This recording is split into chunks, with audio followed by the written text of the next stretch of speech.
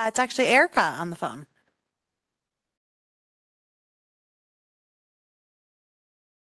And now Erica not on the phone, or at least with her name.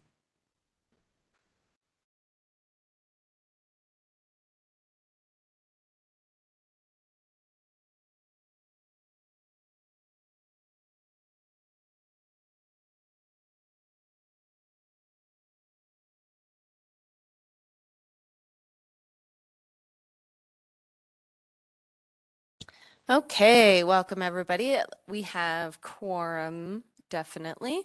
It is 6:55 p.m. and we will call the meeting to order. Welcome everybody. The first thing on the agenda is just some updates on some of the projects that we were working on. But I did want to give Leah a chance to introduce herself. And I didn't know if maybe we should all mention a sentence about ourselves too and introduce ourselves to her. So I guess I'll start. I'm Melody Baumhover. I'm the chair of the Sustainability Board, have been the co-chair since 2016-ish or something like that. And my degree is is a Bachelor of Arts in Environmental Studies. So that's my passion. That's kind of why I'm here and why I'm on the board. And I've been a part of a lot of projects going through from the farmers market to, at one point we tried, but were unsuccessful at getting a community greenhouse, to the solar program that we did a few years ago where we gave rebates to people who did rooftop solar, and many, many, many other projects. Does somebody else want to introduce themselves?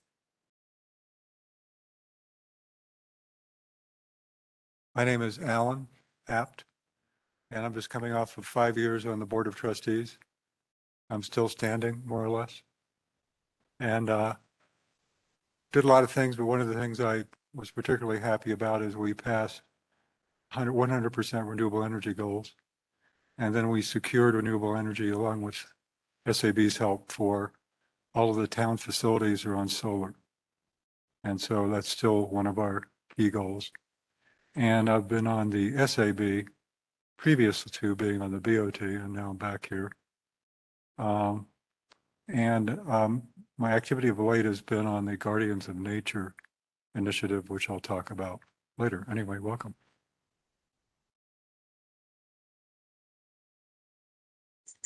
I'm Larry Tassadé. I'm the chair of the Zero Waste Subcommittee. That's how I came onto the Sustainability Advisory Board. Started out there, and there was a shift a year ago, and a position came open on the board, and I decided to join. I've been watching this board though for years, ever since she was just getting started, and I've always just been amazed a small town could put together an active, ongoing board like this. Alan was part of it. Such a tremendous record, really, up to this point. And so I'm just really happy to be involved.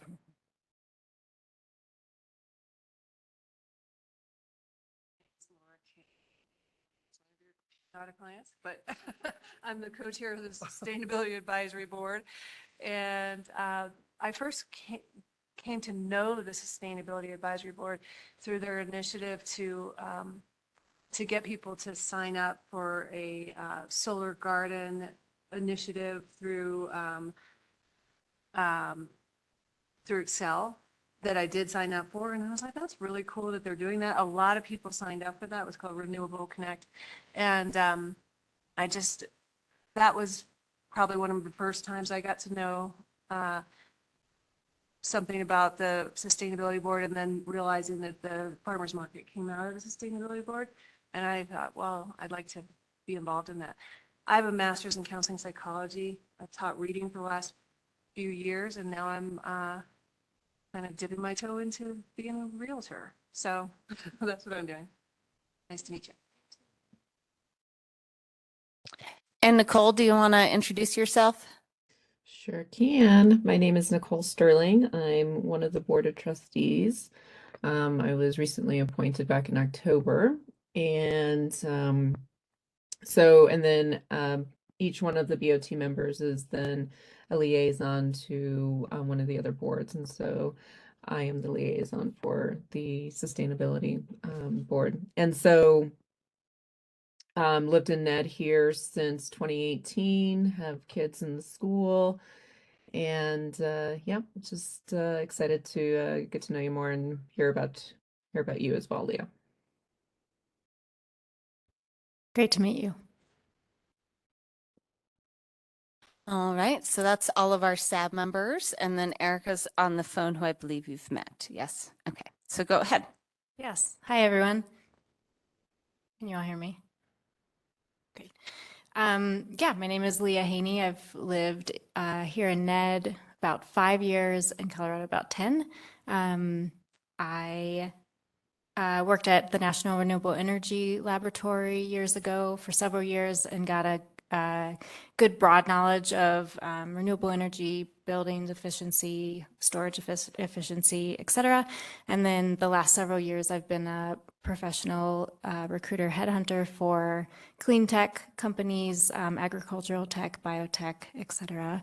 And even, really just for my whole life, I've really cared about sustainability and the health of this world and felt really alone in that growing up, actually. And now I feel like I've finally found my people who really want to take good care of the earth. And so I'm absolutely delighted to be in this position. Awesome. Well, I think we're all glad to meet you, so thank you for coming. So if the rest of SAB is okay with this, I would like to kind of just proceed through the rest of the meeting. Leah, feel free to jump in and participate in our discussions whenever you feel like it. And then at the end, when we get to our action items, we can vote on whether we recommend to hire her. Does that sound good to everybody? All right. So we will proceed with a update on the Guardians of Nature. I know you're going to ProSab or did? Yeah, the rights of nature was passed some time ago, and our attempt to implement it now is appointing guardians. Of course, the entire Sustainability Advisory Board, we are all guardians of the rights of nature, which is essentially primarily our watershed and our ecosystem. We depend on it for our water and our air are two of the key things you get out of wilderness. And we're fortunate to have wilderness to the west of us. The recent activity was I was asked to attend the Parks and Rec Open Space Board to discuss it. They had some questions about it. And I was happy to hear that they had a lot of interest in potentially joining us as guardians at some future date. And they wanted to see how it went and then make a decision at a later date. They cover a lot of the same turf we do. They have a lot of the same values that we do. And so I said, we'd certainly welcome more people to be involved in looking at nature and protecting nature's rights. So I think we'll see where that goes. They decided to endorse our appointment of guardians, which would be our subcommittee of SAB, myself and Rich Orman, but we're all guardians. The other development I sent you recently, I forwarded you emails about the status of the Cross Gold Mine that's owned by Grand Island Resources. There was a hearing before the state board. A lot of people, have asked about this rights of nature. Well, and the concerns are, Nederland has no jurisdiction. What do you think you're doing? And we're not planning to litigate anything. What we're trying to do is keep the community in the loop when decisions are made on our adjacent ecosystem. The gold mine's one example of the state and the county approving it without any input from Nederland, even though it's only 5 miles from us. Since then, we've had a lot of interaction with the state, the county, and the city of Boulder. They have jurisdiction. And the good news is the Grand Island Resources Gold Mine has agreed to higher environmental standards, which is dictated and required by their new status as a designated mining operation. Surprisingly, they weren't called that before. So they had a hearing before the state board, and the state board said, you know, we're going to continue to have you monitor your water emissions for us, report back to us, which they're required to do. And after we see how that goes, at some point in the future, we will lift. I think they're seriously looking at lifting the cease and desist order for the mine to operate. At the same time, I forwarded you a report from Boulder County, who is saying that since the mine will have a new designation, they will need a new use permit from Boulder County. That will require both the mine will have a public hearing in July. We can participate in that. The county will have public hearings once the mine applies for a special use permit. Then any citizen in Boulder County and the Nederland town government, the BOT, the SAB, whoever is interested in these issues can participate. So that report, those reports that I forwarded are an example of how I see the rights of nature working. We're just going to be funneling information from those people that have jurisdiction, like Boulder County, like the state of Colorado, Bureau of Reclamation and Mining, or other state bureaus, maybe the Colorado Parks and Wildlife Group, and the city of Boulder, who has water testing activities on the water source for Boulder. In the meantime, Nederland is proceeding, the BOT is proceeding with looking at getting jurisdiction on our particular water source and watershed, which extends from Nederland to the town of Eldora. That's going on as a separate effort. So, you know, that's basically it. You know, we won't be looking for a budget for mules and shotguns to ride the watershed. We will be looking for public interest, and we would welcome anybody in the public who's interested in this to get involved. Everything will be completely transparent and open to the public. And I'm hoping that we can reach out maybe to Nederland High School, see if they have an environmental group of students who might also like to participate. So I just think it's a way to be aware of what we have in our backyard and how it affects us. So that's the update. So I guess the next step, and Miranda, you can correct me if I'm wrong, is the appointment goes to the Board of Trustees and they will make a decision. Yes, so it goes before the Board of Trustees on February 7th, and we need to know, I don't know if you are going, Alan, who is going to be the presenting party from SAB, because that is the reason it got pulled off the last agenda, because the SAB member wasn't present. Well, unfortunately, I'm going to be out of town at a mountain cabin without internet. So I'm hoping Rich, who's the other guardian, will be in town and can do it. Do we know what Rich's travel, or is there somebody else here? Do we know? Because I guess if we don't know who the SAB presenter is, we might have to move it out. Okay, And if that's easier, Alan, we could just move it out a little bit. that's fine. Okay, the 21st, are you in town? As far as I know, I will be. I'll tentatively plan for that. And then maybe Rich could join too, but I just don't know when he's back. I don't even know where he is. Okay. Yeah, we He's- could just do it on He's in Tahiti. Okay. Tahiti. Yeah.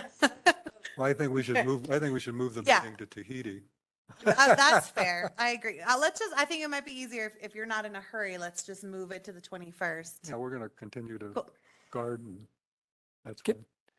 For the record, can I just get a couple of things clarified?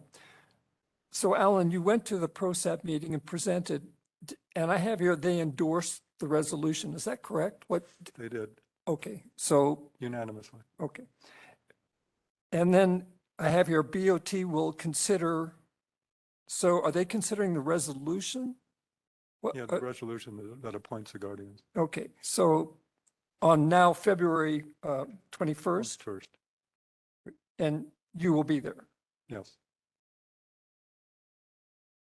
I have another question on I have it as a cross mine. What is the name? What names of, Well, it's Grand Island Resources own the mine, okay, so, and the mine is called the Cross Mine. so if I say cross mine, will that work? Is it? Just cross. Is Pardon it me? cross mine or just cross? I'm not sure about the caribou part. Okay. You could be right. But, I mean, you know, What, Cross. We'll know. okay, so everybody here knows that's historic. Okay, so what I have here is, you discussed also cross mine operations.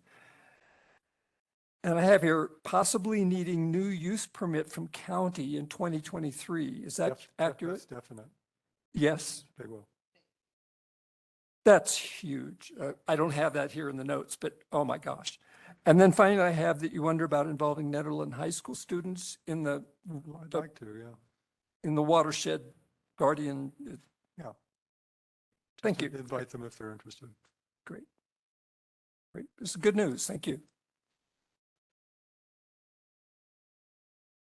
Does anyone else have questions for Alan? If not, we will move on. I believe everybody got the email from Becca that is the Partners in Energy EV action plan for the town of Nederland. So I believe she is looking for any final feedback. I did notice one thing, just like a misspelling of Tom's name. But other than that, I thought it was great. I mean, it's done by Excel, so you know it looks nice and flashy too. And then also I did actually just get a connection with a company down in Denver that does EV fleet transitioning. So I was just gonna call and check in with them and see if they have any interest in helping the town of Nederland or not. But that was through the Green Business Network. And then that's all I got on that. So if anybody has any feedback or questions about that EV plan, email back Becca Stock at Partners in Energy with that. Hey, Melody. Yeah. I don't think I'm getting any of the emails that you guys are talking about. And Ellen, you had talked about sending on reports and whatnot. I don't believe I've received anything. Well, I sent it to the Board of Trustees. Did it not arrive? It definitely came to me. Are you getting Board of Trustee emails? I am getting Board of Trustee Okay. emails. I'll But check with Randy to see if you're on the SAB listserv. okay. Oh, Could be the issue. Yeah, and now that I think about it, Tom recently responded to something I sent to SAB, so it makes me think maybe Tom's still on it and you're not. So gotcha. I Okay. can send the couple emails that came through the SAB listserv to you to get them in your inbox. That would be awesome. Thank you. Yeah, if you don't have the emails I forwarded about the activity with respect to the mine by the state board and the county, let me know and I can Oh, yeah, send them that one too. directly. I think I've got that one, but I think you were talking about some other emails that you had forwarded to this board. Those I don't know that I don't think I've received. Okay. But yeah, thanks, Miranda, if you could check into that. Yep.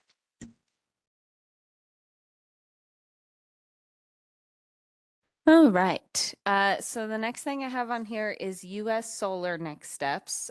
So as we discussed at the last meeting with Erica, at least as far as her kind of main push with that program, the main effort kind of wound down, but we never got to do like a door-to-door like we wanted to do. And there is still time, you know, in talking with Tim and US Solar, they're still accepting people on a rolling basis. So there's no reason that that effort really has to stop.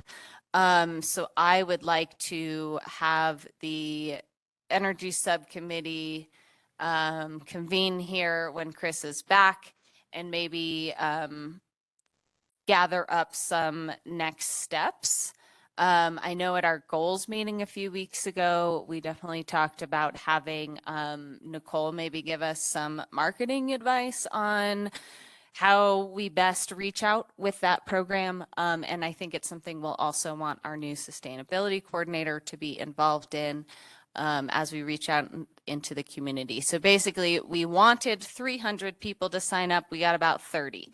So we got about 10% of what we wanted, but we still have the full year to go. I also connected with the Energy Outreach Office, who is doing the subsidized solar subscriptions for US Solar. So those are the low to middle income ones. And that really kicks off in March. So I think maybe in March would be a great time to try to pick this back up and re-energize it and bring it back to the community, which gives us a few months to develop a game plan here. Does anybody have questions or comments on that? What is the marketing budget for that? I don't believe we have any.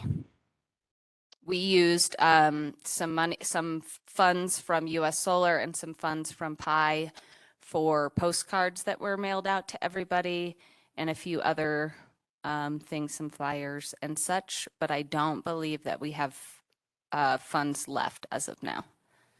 So there was a mailing that went out. Do you think we should ask the BOT for some funds for this, since we've discussed it being a major goal, and it circles right back to the 100% renewable goal that comes from them?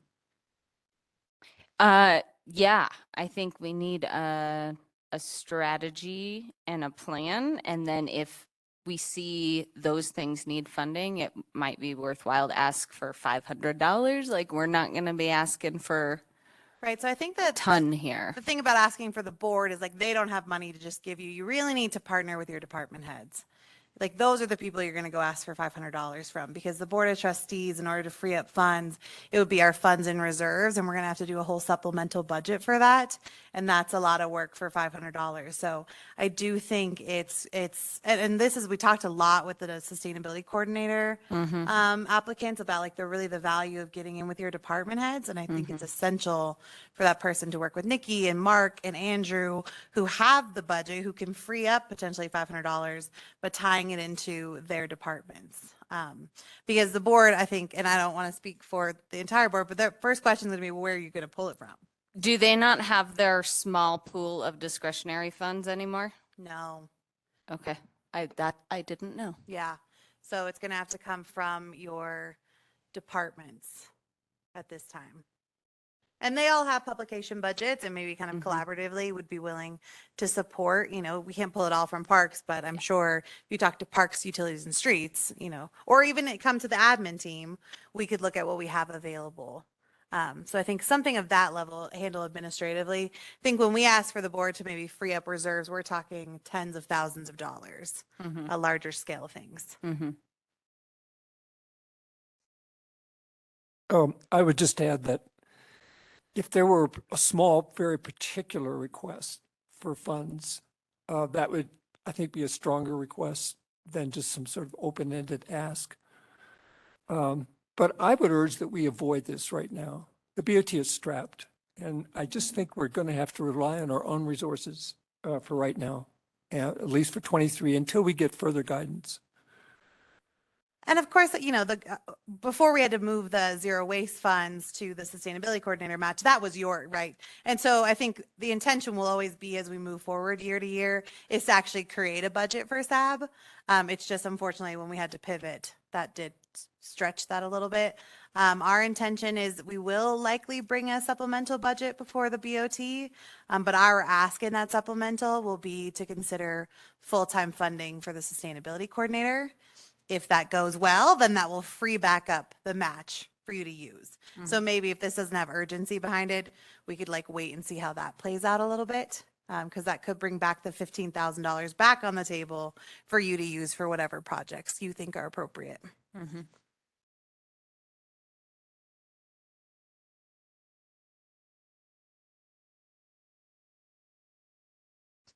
Any other questions on the US Solar campaign?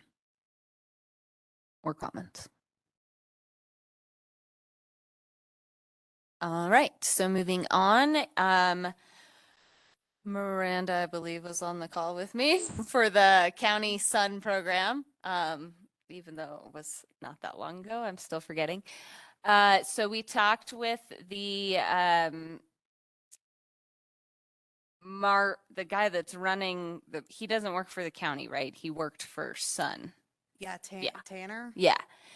So we met with the guy who works for Sun. And so the program is very similar to the Solar Forward program that we did before, where we're incentivizing people to install rooftop solar.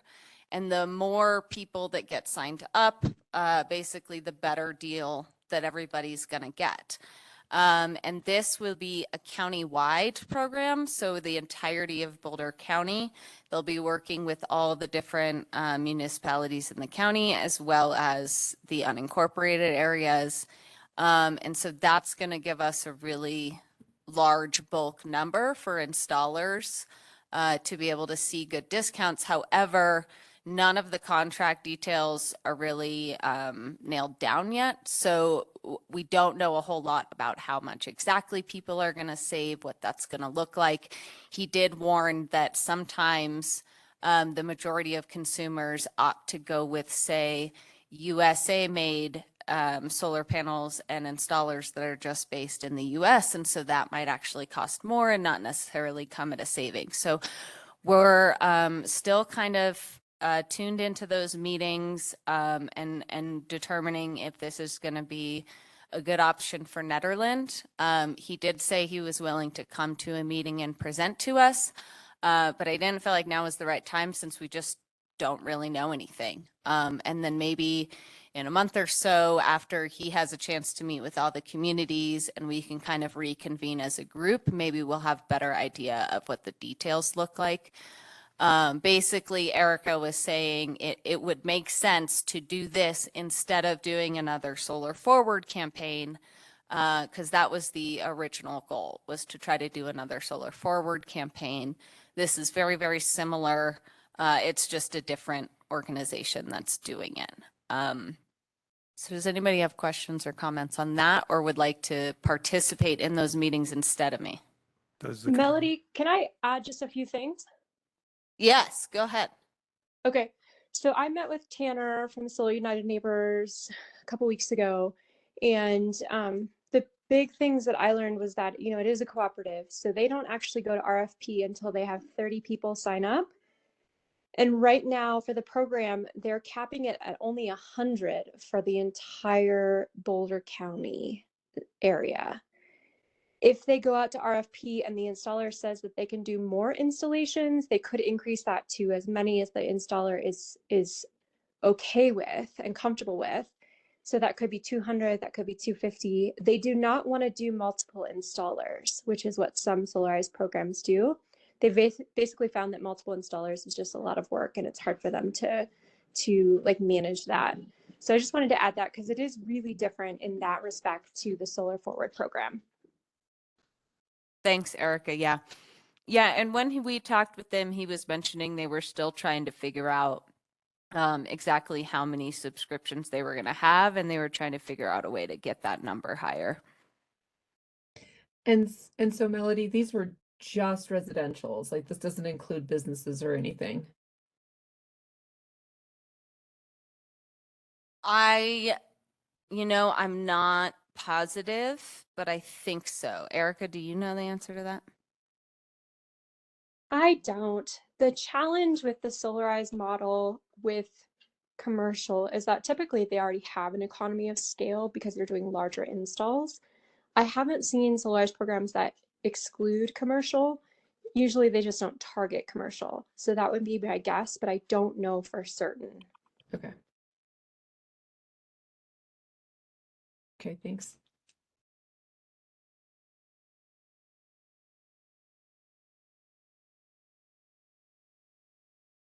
All right. If there are no other questions on that, um, the Mountain Ear article. I believe somebody signed up to do one for January, and so now we're almost getting into February. So I'm looking for somebody to sign up to tackle that one, just to make sure it's done and we can pull that off our sustainability coordinator's plate. So I'm the one who volunteered. And I'm still willing to do it, but I ran into a logistical problem for the subject of the article, which I wanted to be on changes at the transfer station coming up. And I went out to talk to Billy, and we had a great conversation, Billy, who works there. And we had a great conversation. I wanted to make the article about him and, or sort of with pictures of him and Squid, and sort of make it sort of homey, focused that way. And Billy loved that, but he said, I absolutely couldn't use anything that he said to me for public information. That's county policy. And he was nice about it. He just said, no. He said, I have to talk to Cody. He said, then I could come back after getting my info from Cody and then run it past Billy if I want some quotes from Billy. So excuse for all this, but it's like, so Cody was on break though during that time, or I don't know, a week, 2 weeks, he was just gone. So emails just came bouncing back. So I just heard from him today on something else I want to touch on when we get to zero waste. But so anyway, I have nothing for the article yet that I can use. Everything this is county that I want to focus on, transfer. So it's got to be totally, through the county, word for word, actually. So I'm sort of stuck right now, and I don't have any, there are other article, ideas, but I don't really have anything on the plate, so.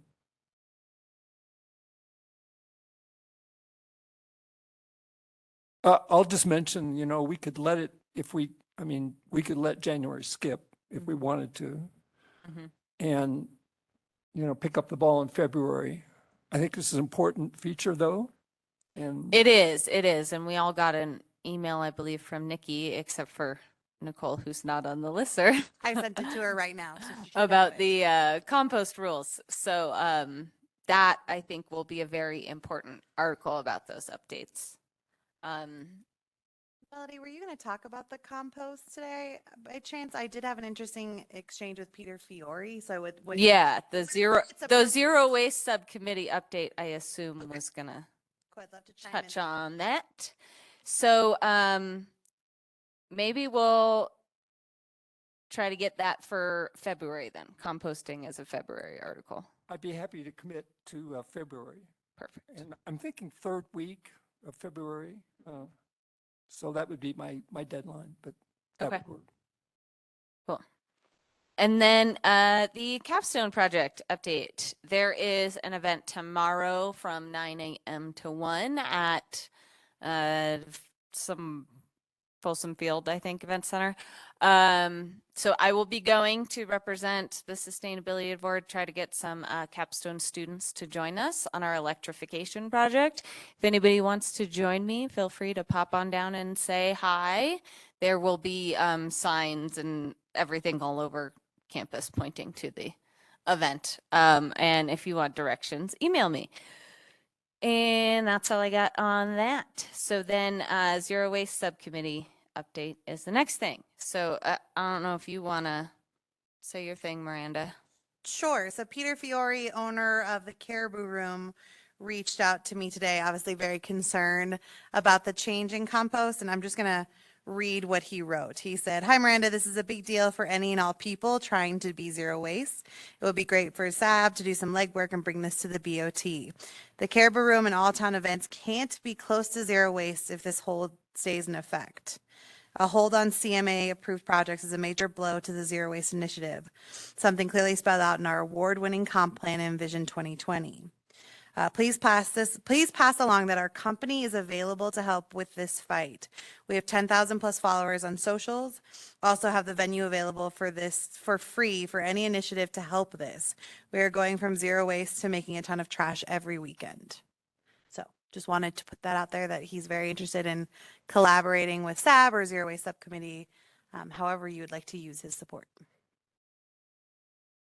That's great. And I think I just wanted to note that the update on what is and is not allowed in the compost, from my understanding, is coming from A1 Organics. So this is everywhere the county collects compost, they take it to A1 Organics. And so this is not just a struggle for Nederland. This is going to be a Boulder County wide problem that we're facing here.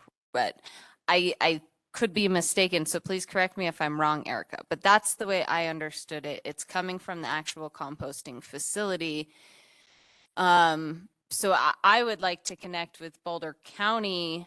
Maybe I'll email Matt at Pace and just see if he's got any info on this, about how the county plans to help businesses out with this. As far as I know, there's like he said, there's a hold on it. And we hope that that hold gets released at some point so that at least the certified approved products can be composted again. But I'm not sure when they're planning that.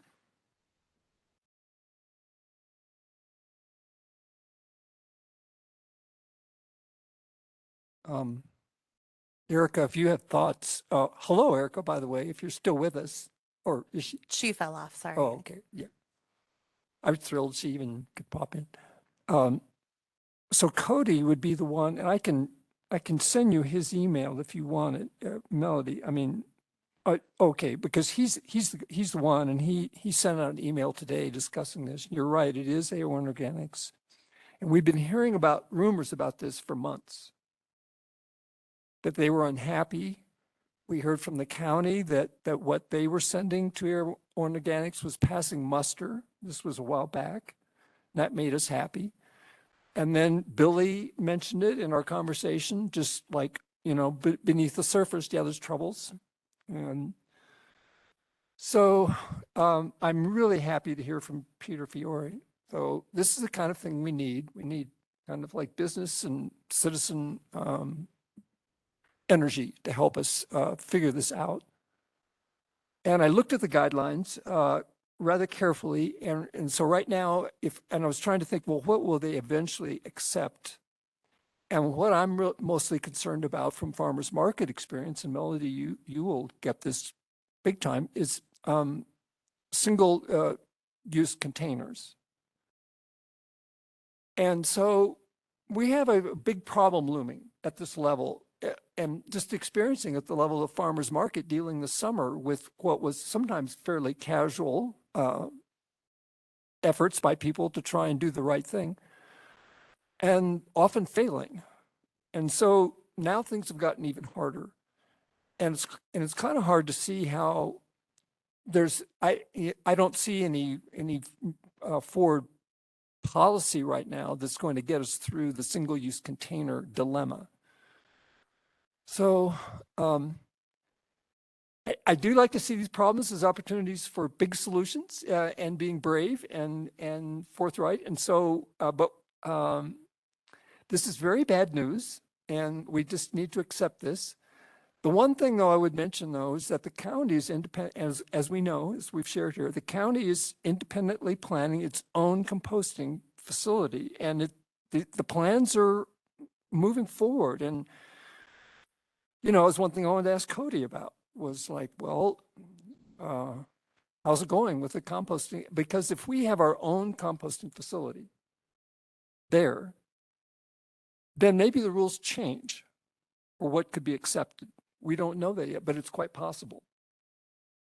Because then the county could make up its own standards for what could be accepted there.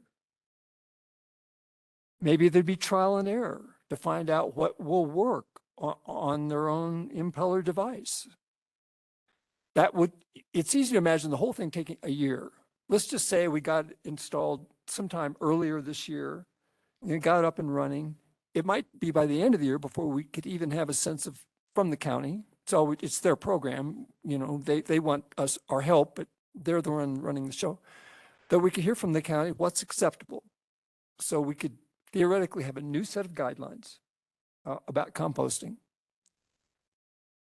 So what I'm wanting us to do is assume we're going to get that facility and that our job is going to then be bringing the compost from all around Nederland, from businesses, from residents, schools, you name it, this building, you name it, to that composting facility. And that's a huge infrastructural challenge that I think can be met, but it takes forward thinking and planning.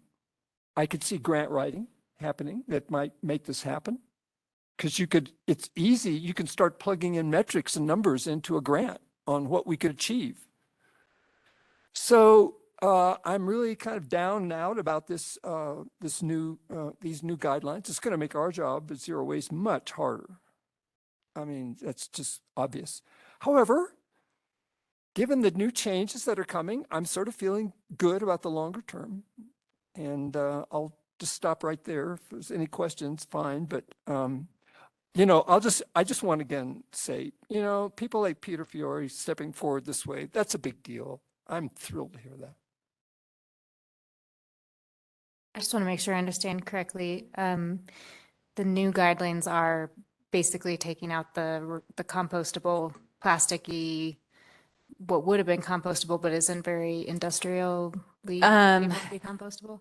So here is what is no longer allowed in the compost bin. BPI compostables, plastic film and wraps, food handler gloves, plastic buckets, plastic bottles, plastic dinnerware, brown raw paper products, brown craft leaf bags, styrofoam, masks and wipes, diapers and cotton cloth, glass and metal, paper towels, toilet paper and tissue, aluminum foil, wax produce boxes, and cardboard, no compostable packaging and serviceware, and on hold is CMA approved compostable food serviceware and packaging.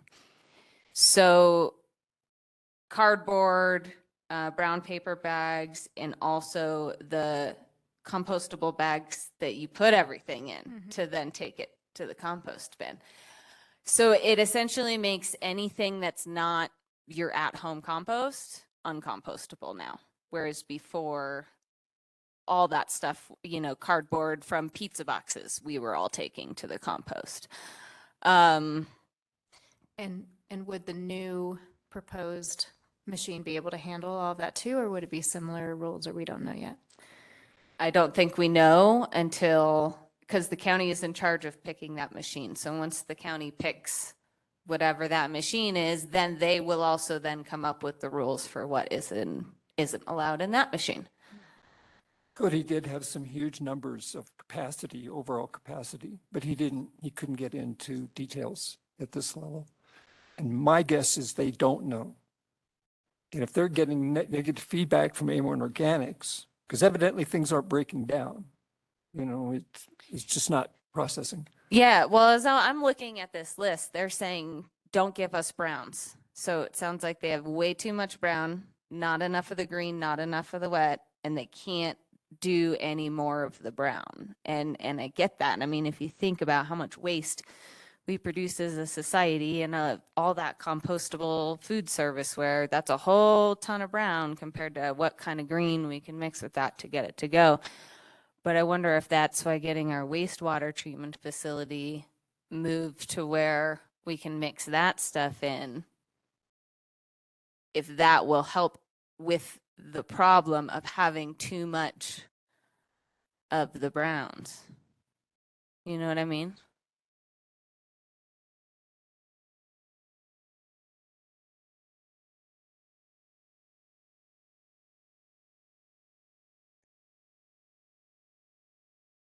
Does any agricultural waste go into that right now? Like people who have chickens or alpacas, et cetera, would be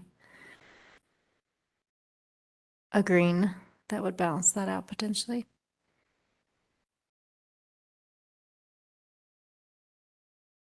I don't know. We might have to look at the survey data that Garrett did when he surveyed, but I don't know if he broke out what types of compost people were bringing. He probably just guessed poundage. So I don't know if we know that. And they're probably composting at home too. I would guess, like people have chickens. That's probably do their own. In my composting. head, everybody that I know that has goats and chickens composts their own. Or has friends that they give it to, or like people with horses are always like, hey, do you want some manure? And gardeners will go get it.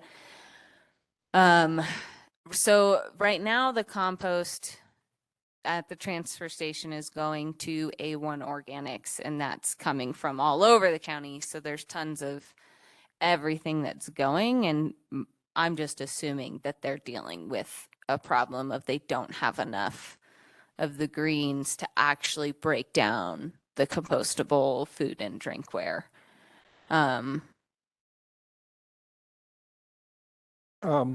You might be right in the sense that if the scale could be greatly increased, then the ratio of browns to greens would work out. Mm-hmm. But it might be a problem of just, we're just trying to do too much with browns. And it's because of our wasteful, plasticky society. You can just see this coming, this problem.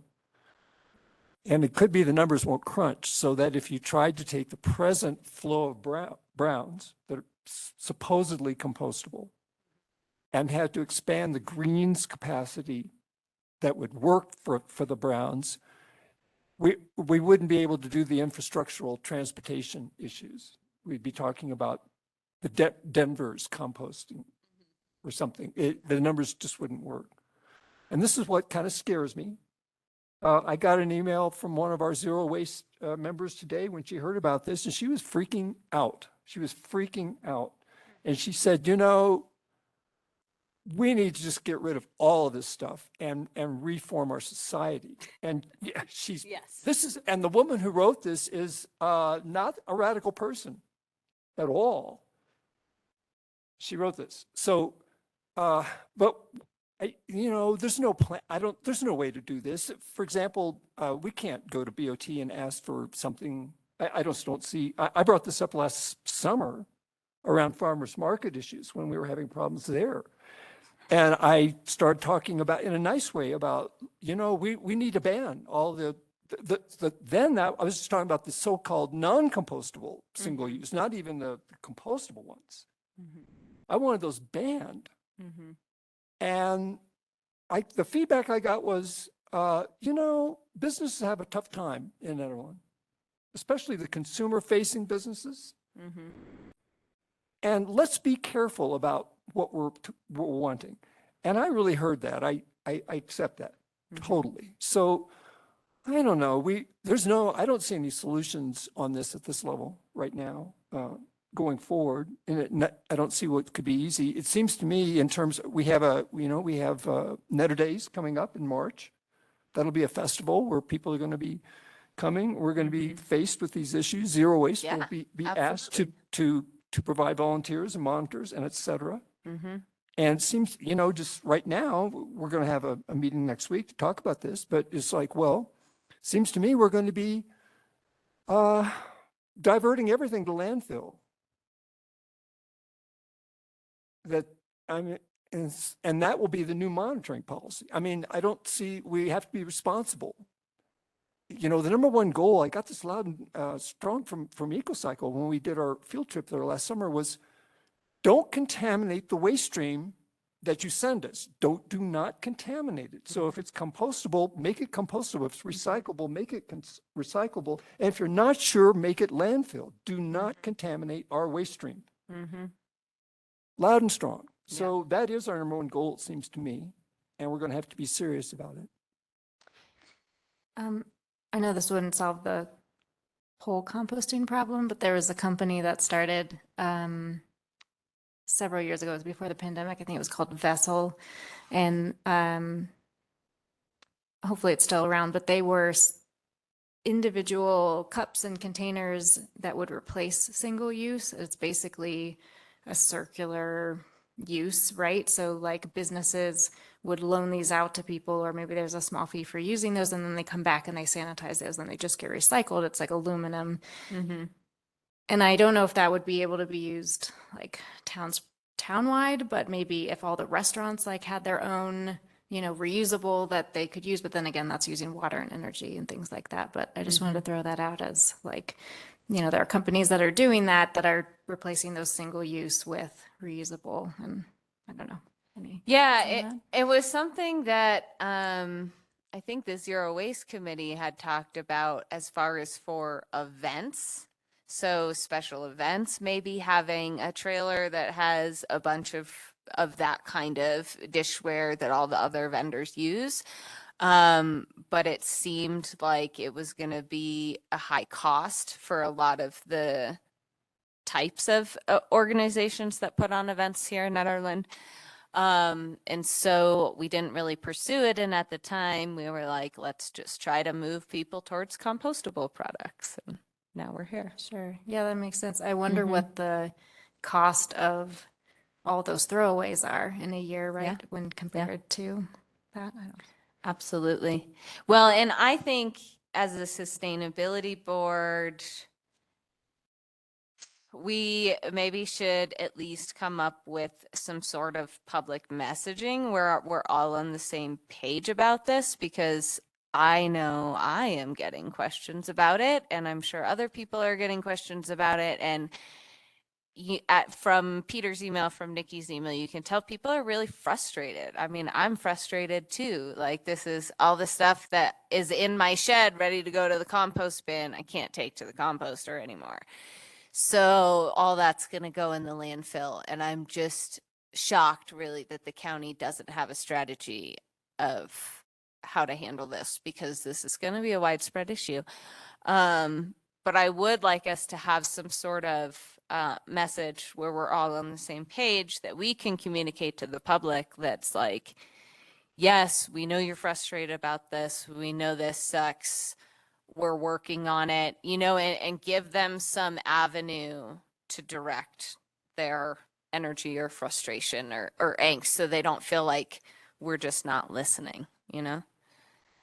I don't have any ideas of how to do that, but.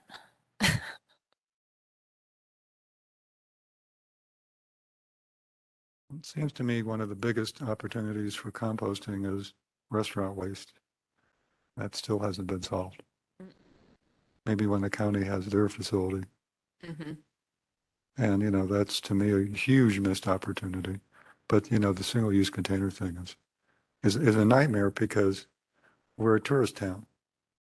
And a lot of these things are being driven by tourists. So that idea of having returnable stuff, people come from Boulder and all over the place. And if it was just locals, that would work real well. So I think but I know there are places that are doing that successfully. Melody, at the Jazz Festival, remember last summer, didn't they have their own glasses? Yes. And they were glass, right? Yeah. And they had something on the glass, or Mm-hmm. Yeah. So she got logoed glasses that said Ned, Jazz, and Wine 2022 or whatever for most people. And then some of us volunteers got leftovers from a previous wine festival that had a different logo. But basically, she got enough glasses so that every single body that was there at the event had a glass that they could use. and the cost of that was in the ticket, right? I mean, Yeah. you didn't have to buy the glass. You No. bought the ticket and you Yes. got your glass. Mm-hmm. Well, I'm just wondering if that could be an event model for us. I mean, Definitely. I was thinking, and I mean, Frozen Dead Guys is here anymore, but I was thinking last year after the Ned, Jazz, and Wine that what if everybody got a, reusable glass with their VIP tickets or whatever, and then other people could buy one for a certain amount. And then all your beers were, say, $5 with that reusable glass. But if you came up to the bartender and you didn't have your reusable glass, they're going to charge you $6 and add on an extra dollar for those people that don't bring, to try to incentivize people to get that reusable glass for an event where you don't pay for admission, like Frozen Dead Guy Days. But we can give suggestions to events of how to run it, but we can't make them. And I think that's kind of where we fall short. If we can suggest it, Miranda, is that true? We can't make them? Correct.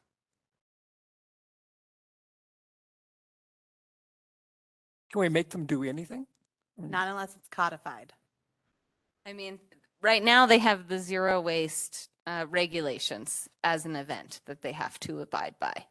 So how they can choose how they abide by that, right? They can do it any way they want. One of them would be to opt for reusable containers, but we can't say that that's the way you do it unless we go through the process to make that part of that zero waste regulations. But I think Peter Fiore would say, change the code or something like that. I'm guessing, you know, I mean, do we have any leverage at all with them? Not at the moment, and I guess No. my only the hesitancy with code is you often, the argument out there is that it's hard enough to have events here, it's very costly. Yeah. And then the more you codify, the more costly it becomes, and I'm not sure what the pulse is of the board on adding more restrictions to special events, especially at a time in which Frozen Dega Days has opted to go to Estes. I think now more than ever, town needs to demonstrate that we're very pro-event, and having that openness to figure out what zero waste means to each event allows that kind of partnership. Whereas if you start to codify it, it makes it a little bit harder for the give and take. I'm just wondering how we satisfy someone like Peter. I mean, to be honest. So I think Peter's just looking to champion with you and champion the cause. Like, I don't think, you know, obviously Peter's gonna have a hard time, and he's concerned about, like, you know, what's the repercussion back onto him to not be zero waste? Like, he'd love to champion. So I don't know if it's a matter of how do we resolve this for Peter, but how do we leverage what Peter is offering here? And maybe Peter's offering to host an outdoor event for you focused around zero waste education. I mean, just some thoughts, and that maybe you use Peter's supports in a educational basis here. You know, I've been to a fair number of environmentally oriented events where the people did have a glass, or, you know, foot races, same thing. You get a glass or a mug as part of the admission fee. And, you know, and people were part of this effort to have a festival is also to publicize Nederland. So I would think it would be real attractive to the NDDA to publicize Nederlands. People have a take-home mug or glass as part of the event. So then, sitting on their kitchen shelf, they have Nederland looking at them every morning when they go to get coffee or a glass of water. And, you know, maybe that is one solution, you know, look at it as a positive rather than saying you must do this. Just say, would you consider doing this? And would NDDA maybe step up? And then I think this idea of discount on the beer, I've seen that done in a lot of different places. You have your mug, it costs one price, you don't, it costs another price. And that becomes the way you got your ID check too. You know, you got your bracelet and your mug. Just a thought. And, you know, Peter has an establishment where people are drinking stuff. Maybe they get to take a home mug, and so he isn't faced with all this disposable stuff that he has to deal with too. Single-use containers become caribou room takeaway that they take home with them. Doesn't Very Nice do that also? Right, they have those mugs. Yeah. I'm thinking about Netter Days, frankly. And Miranda, I'm just wondering, would you suggest something for zero waste I mean, how should zero waste respond? So Murphy? Netter Days plans to be business oriented. So we're not having any sort of like alcohol consumption areas. We're encouraging you to go into businesses. There's no common consumption areas. So our zero waste, we really are turning on to the businesses. So I think Netter Days is used again for educational purposes, but we don't feel we're hoping that we're going to need really minimal zero waste containers, because that's not the purpose of it. We don't want the spillover. The point is to push you into the business. Yes. And so anybody who takes out from those businesses all weekend long, even if their container says compostable, that container is not getting composted and it needs to go into the landfill. And how do we communicate that to everybody that visits the town that day, that if you got a compostable cup, it needs to go into the landfill. We can't compost them right now. This is all on hold per the county. You know what I mean? Yeah, yeah, Because it's going to be a lot more than usual. right. And if you guys are going to plan on getting extra waste stations that have 3, people are going to throw those compostable cups in that compostable bag, but then town won't be able to compost it. Right. Yeah. I mean, I'd love to bring this back to Nikki to get her thoughts, or maybe we could talk about it with Nikki next week at Zero Waste. I'm not sure Yeah. if she's really assessed that. I mean, she was going to take on definitely the receptacles, but that's a great point. And don't want to mislead people, but also maybe in that simultaneous like education and outrage. Like I don't know what the swaying point is for A1. I think that would be like, what is the barrier Yeah. that we need to get ahead? What is the barrier we need to communicate? Well, and I think that's where I'm stuck, is I don't even know who to reach out to Yeah. say, like, how do we talk about when this is going to change? Because like we could start gathering, let's say we got every single person in Peter's, group, 10,000 plus every single resident in Nederland. If we got 13,000 people, A1 Organic serves millions of customers. Yeah. Is that even close to enough to get them to change anything? I don't know. So I'm just a little stuck of what we can do and how we can not just like disappoint everybody right now. Yeah.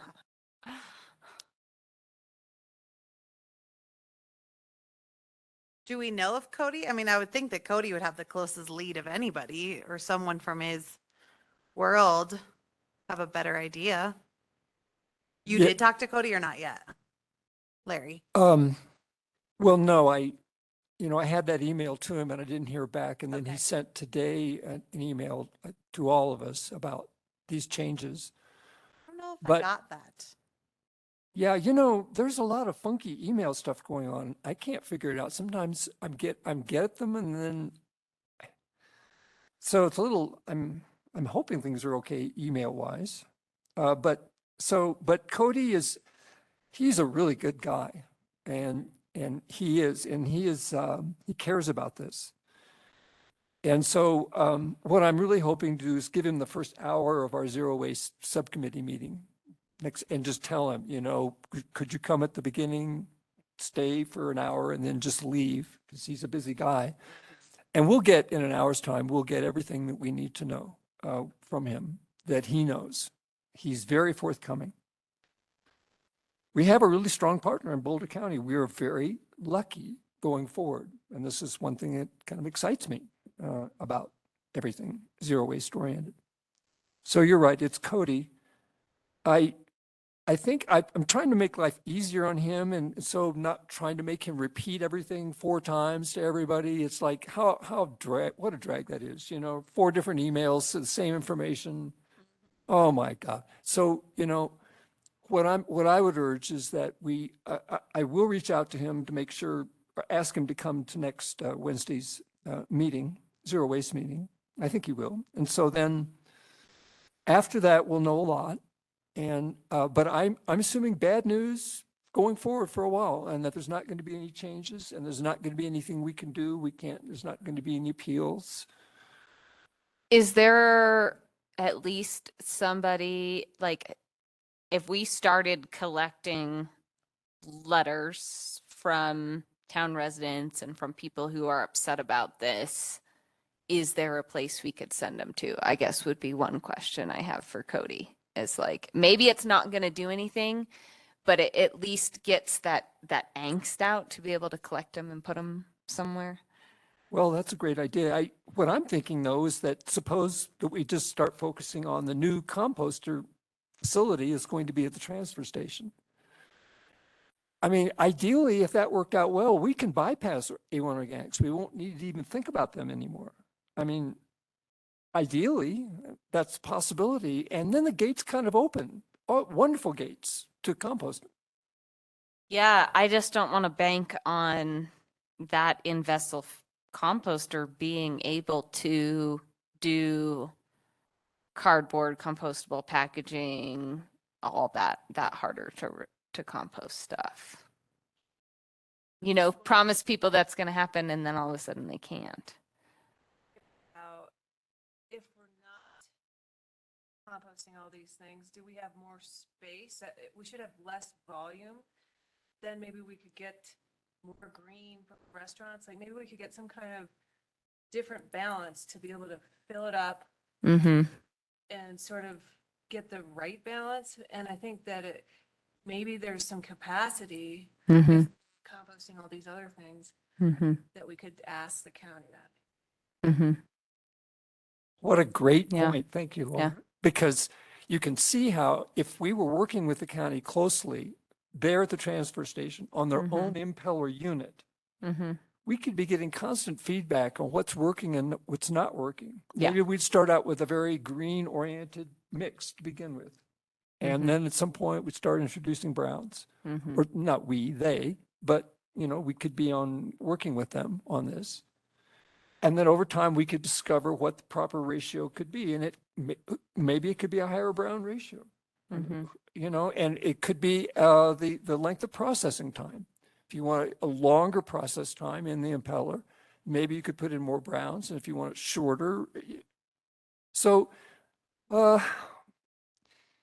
rather than go out and look for data on all of this, since we know the county wants to do this, a real facility, and they're serious about it, it's like, I sort of feel like we need, this is what I would urge, and you're talking about a unified message around this, and thank you, that's a great, I guessed, you're absolutely correct. So I don't know what that is, and if, you know, maybe at our meeting next week, we should think about that, if there is such a message. Yeah, that's what I was going to suggest, is that the zero waste subcommittee meet with Cody, you know, next week, and then maybe come up with, okay, how do we want to tackle this? And then report that back to SAB so that I can at least start answering people that ask me, why can't I compost anymore?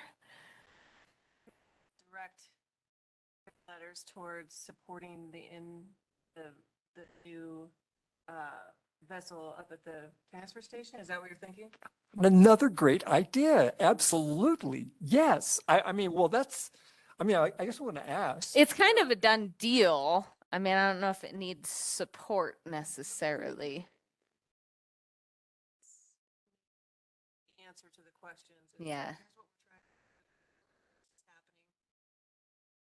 Write the county to make sure that our in-vessel can handle these compostables. Say we want an in-vessel composter that is going to be able to take the CMA approved food packaging and all, and paper bags and that kind of stuff. Towards what we see happen with this. Is Laura talking? I can't hear her. Can't hear me. There, okay. It is gotcha. on. I see her green light. Is it not working? You just gotta probably get a lot closer. I can hear you better. Close now. 10. Yep. Can you hear me now? Oh, I sound different. Yeah. Can you hear me now, Nicole? Yeah, much Okay, better. yeah, it sounds a lot different in here too.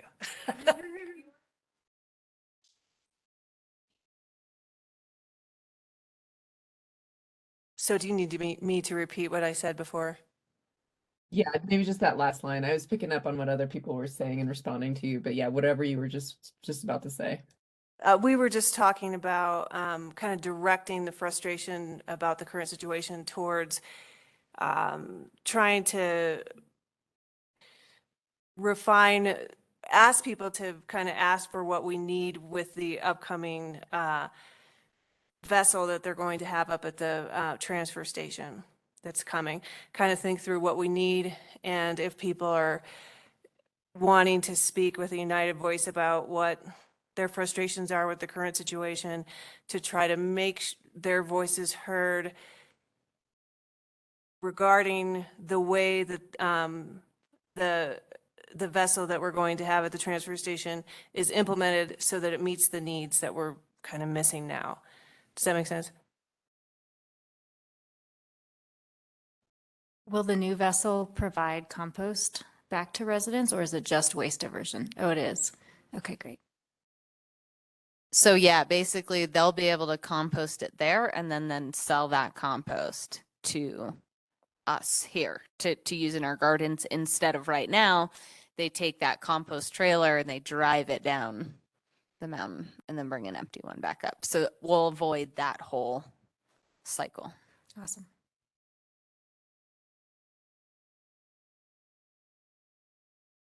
Okay, well, Larry, follow back up with us after you guys meet. Is there anything else that you wanted to update us on from the Zero Waste Subcommittee? No. Things are chugging along nicely. I just want to share that with you. I mean, at a deeper level. So even despite this recent bad news from A1 Organics, I feel really good about things. And so what I'd like to do, though, I would really like feedback from you, especially on some of these issues that are being raised, given we have this change. But so after Wednesday, I might like to share with the SAB list what our meeting, and then ask for any input that you have.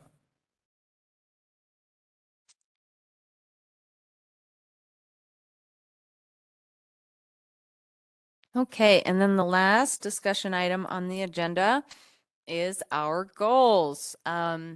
So a few of us met on, I don't even remember what day it was anymore, the 9th? I think it was the 9th. And we went through our goals and kind of prioritized different projects that we're working on, and we came with top 3, and this was sent out to the listserv, so everybody's on the listserv has it. The first priority is our 100% renewable energy target, and getting that squared away. We talked about the US solar being one of our big routes to get there right now, and that eventually we'll need to get businesses there as well. So that's down lower on the list, 100% renewable for businesses, because we don't have a direct route there right now to get those businesses onto some sort of renewable energy, but we do have a direct route for residents. So that was our first priority. Second priority was improving diversion rates on the zero waste front. And as we just talked about, this compost thing becomes kind of a hurdle to that. But hopefully, as we move forward, things will clear up. Like we said, getting our in-vessel facility. Our third priority item was promoting electric vehicle use and continuing down that route. We now have the regional group, the regional EV group. So, you know, we're real partnered with the county and the other peak to peak Central City to Estes Park communities on that, which is looking really good. So as we were going through that meeting, Larry put in this document kind of a breakdown of what we had drawn on the whiteboard during that meeting. So we kind of broke everything down into, okay, so what is the objective? What are some actual metrics that we want to measure that shows that we're getting there? And then what are the different actual steps, like knocking door to door and signing up solar subscribers that we're taking? And so we just went through a few of our goals from that bigger document as an exercise during the meeting, but we would like to be able to break down all of the goals that we're focusing on in that document into these kind of different steps. So with that summary, I want us to talk about how we move on from here as far as finalizing a goals document, and getting all this stuff finished? Is this something that we want to spend meeting time doing? Is this something that we want to have a subcommittee work on? Is this something that we want to have a special meeting to do? Because there's still quite a bit of work to be done.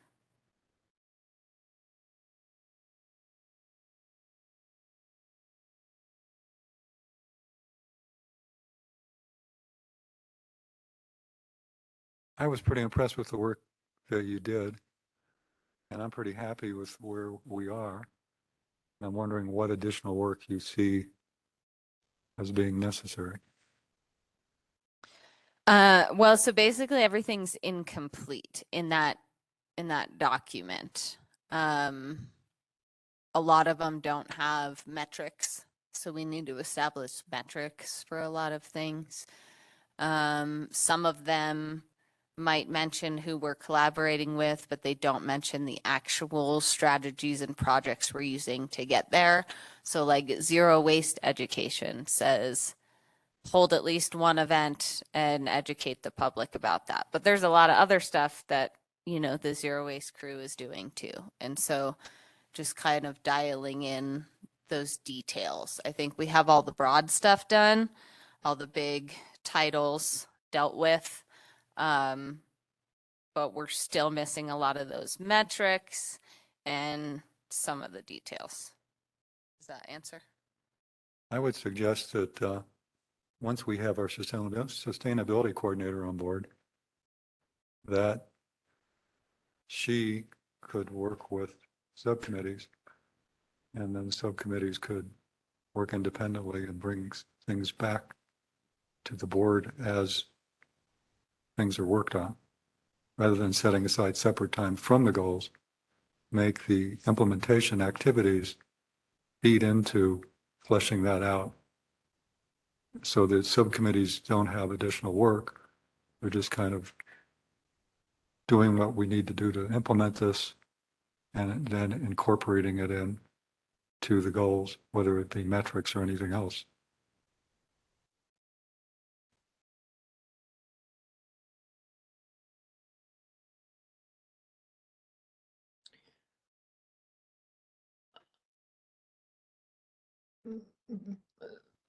I'm sorry. I'm trying to follow what you were saying, Alan. So you're saying have the sustainability coordinator coordinate with subcommittees to fill in the rest of the information?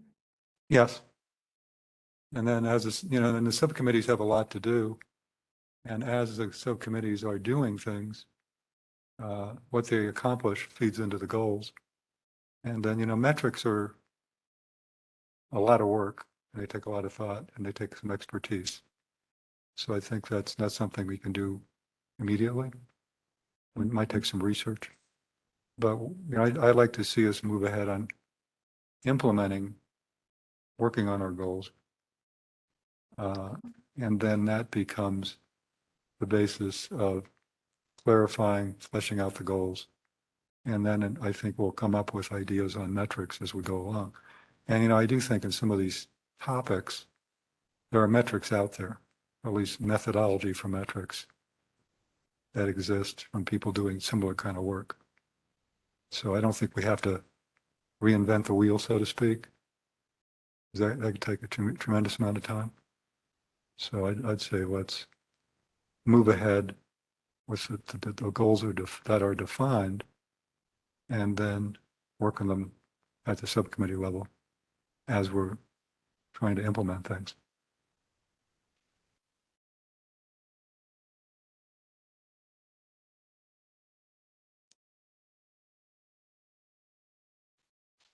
Larry, you facilitated us. Do you have a suggestion on how to continue to move forward to kind of compile what we did at the meeting with that document and get some sort of finalized document?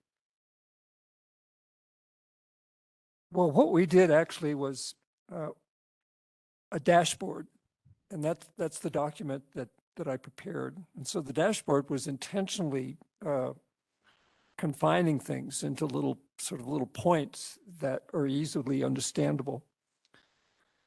And it's extremely valuable, I think, to have that kind of dashboard for such a complex set of situations. And it's a great way to show the priorities that we did, which was kind of huge, hard work to set those 3 priorities. We had to review everything and decide which were the 3. So in a way, we've done the, from my point of view, for 23 anyway, we've done the really kind of heavy, hard lifting. We did it. And congrats to us. It was excellent work. But Melody is so correct, because I just see holes all over the dashboard that need to be filled in. And so, you know, I think Alan's right in that our subcommittee, but I think our subcommittees would be doing this anyway, just their natural flow of work. They're working on things, they're generating metrics as they chug along. But there's some sort of like group energy or group genius, I like to think of it sometimes, that comes into play. And that's what I think Melody might be getting at, is the idea that there might be a way for us to like once again revisit this document and do more important work. You know, I'm looking at it right now, and under other important goals, my gosh, what a list we have there. It's tremendous. And all those need more metrics, and they need action plans, better action plans. We have some, but there's a lot to do there. And that's where I think it's going to take a larger set of intelligent people thinking about these issues in order to bring it all together. So I think both Alan and Melody are right. I would like both to happen. The subcommittees occasionally think about their goals, but also that I'm thinking maybe later this year, if we could have another meeting, maybe we could make it fun. How about breakfast? I mean, people have to eat breakfast, right? So maybe we have some sort of sponsored goals breakfast, and we just, or something like that. So it's not as onerous.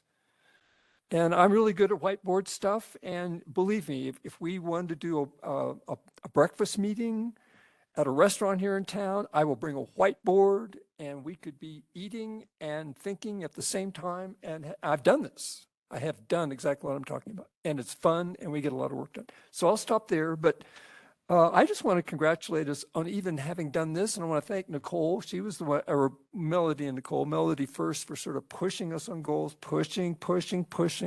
And then finally, Nicole just at one of our meetings say, well, what about setting priorities? And that really did kick us into action. And we should be proud of ourselves this far. Melody, when would you like to have this document finished? December of 2022. Right. Like now, right? I mean, We yeah. started this discussion in July, I believe. So yes. Right. So I guess from that perspective of getting it tidied up and getting it wrapped up sooner rather than possible, because it seems like this is a document that we want to operate from, have it be kind of our North Star, our guiding light. And you know, I would agree, Larry, with what you said, that energy and that being able to just bounce ideas and at least just put something on the board. And if it doesn't stick for 6 months, we've at least got something down. And so with Melody's desire to get this wrapped up and the group sort of experience that we had, would it be possible in February and, to come together again and go through that process and see how far we can get?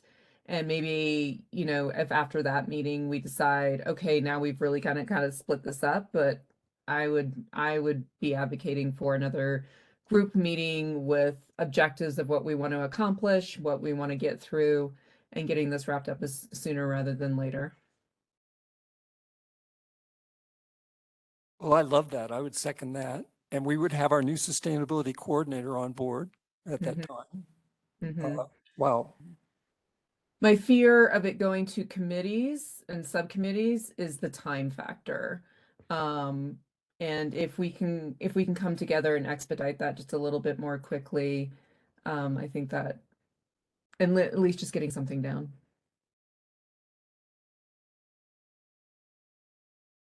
I was just thinking a bit about metrics too, that we're always kind of trying to measure And really, our top 3 goals are on our discussion items every time we meet.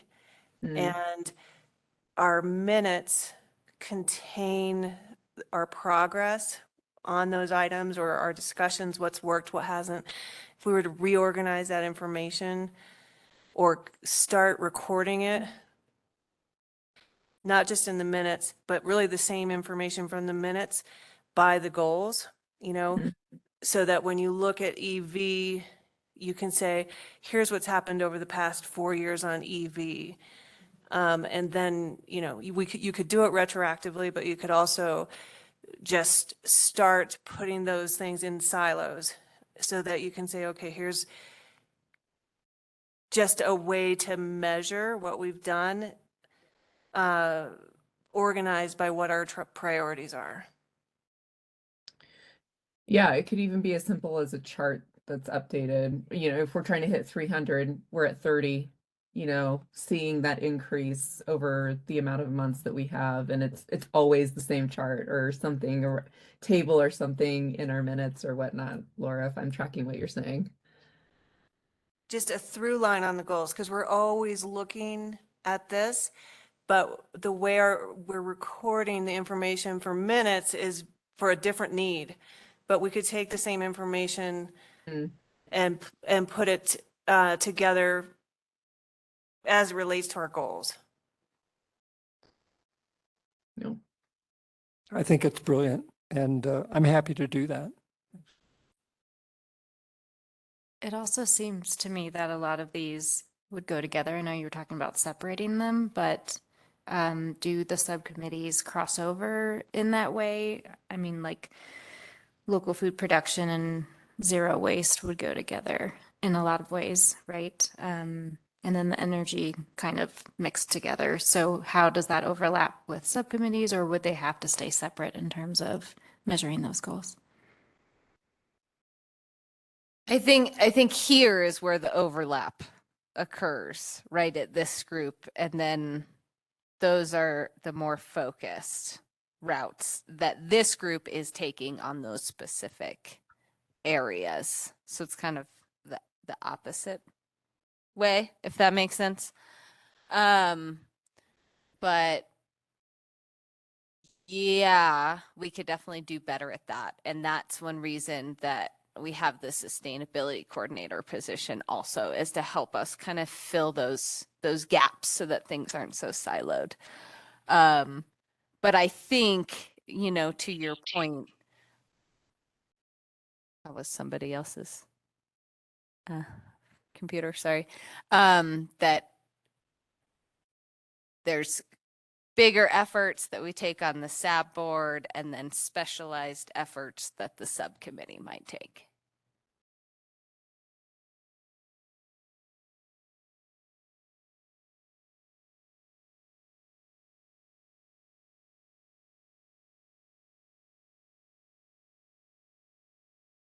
Okay, well, is February 9th open for us to possibly have another work session? I'm talking to everybody. I was just gonna say, as long as you don't need this room, because there's a Board of Zoning adjustment meeting that day. We did good in that little room. Yeah, I liked that. It was cozy. I'm checking my schedule. So like kind of the same time, it would be, I think we did 4:30. yeah.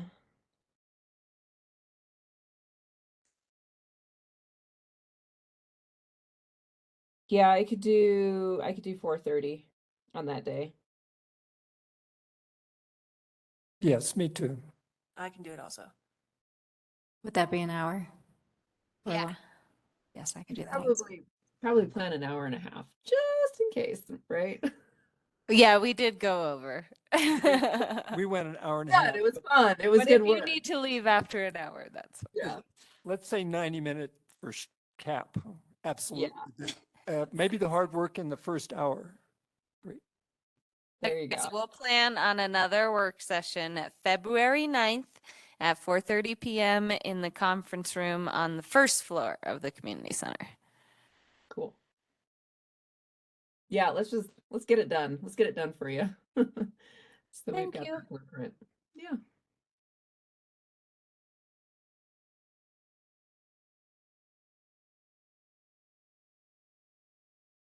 I'm going to be a little late for that. I have a meeting that goes till 4:45 at the library, so Okay. I can be here by like 5. Yeah, that'd be great. Okay, so that is all of our discussion items. So then action items is approving the last of the minutes for 2022, the December minutes that were listed in the agenda. Do I have a motion?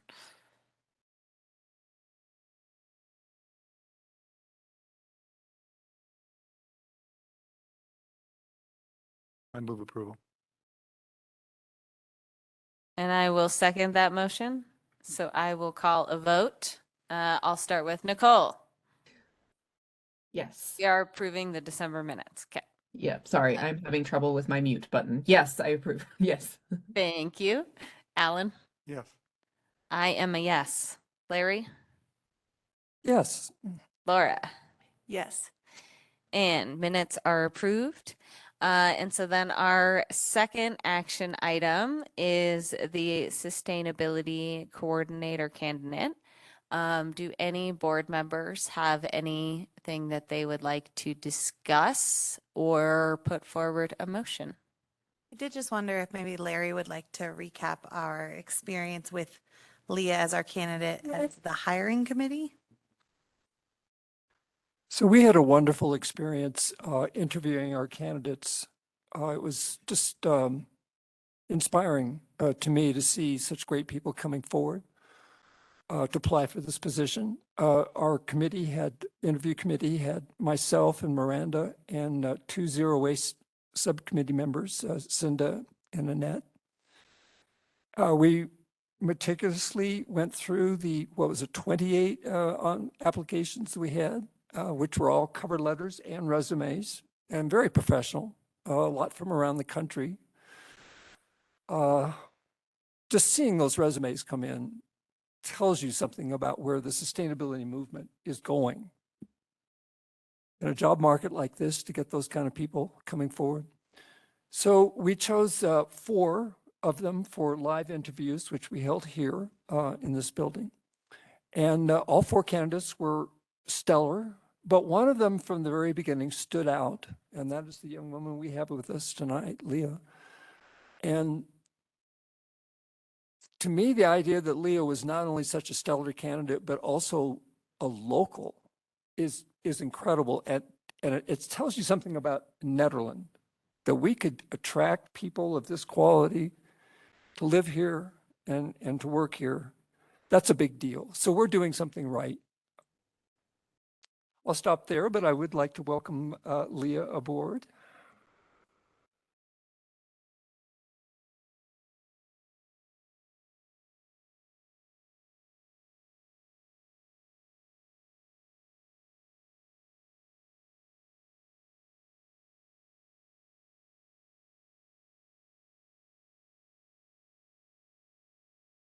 All right.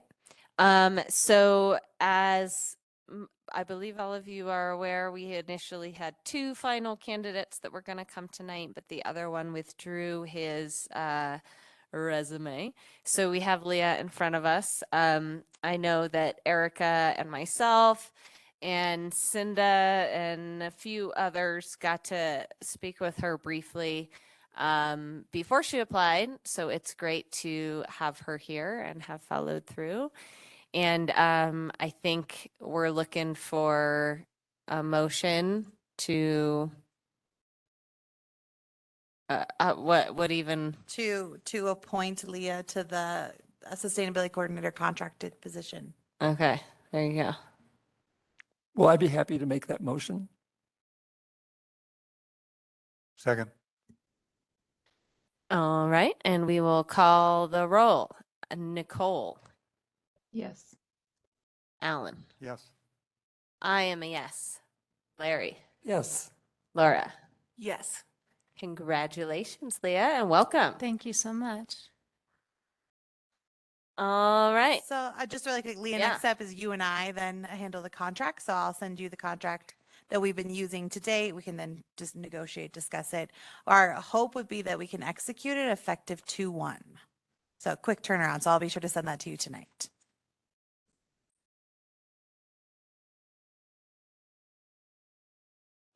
Is there any other business from the SAB board? Anything I forgot to put on the agenda?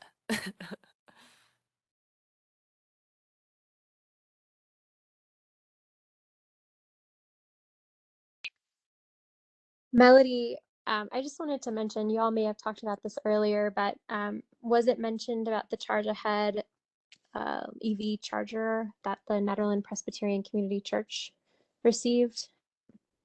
I did not mention that. We got an email about it, but I did not specifically mention that tonight. Yeah, I just wanted to let you all know that that grant was received for the church, and they're going to be moving ahead with that. It was located in a disproportionately impacted zone, according to the state map. So they actually got additional funding for that charger. So I think it's a 10% match, 90% coverage up to a certain amount. So Mark Stringfellow is moving forward with that, and I've offered to support. And I also am happy to connect Leah. Hopefully she already knows that with conversations and help fill in gaps as well. So congratulations, Leah. Thank you, Erica. That's great news for the church and for town. We have another charger coming. Yay. Any other business? Hearing none, I will adjourn the meeting at 8:31 p.m. And we'll see you all on February 9th for a goals discussion. Thanks, everyone. Have a good one.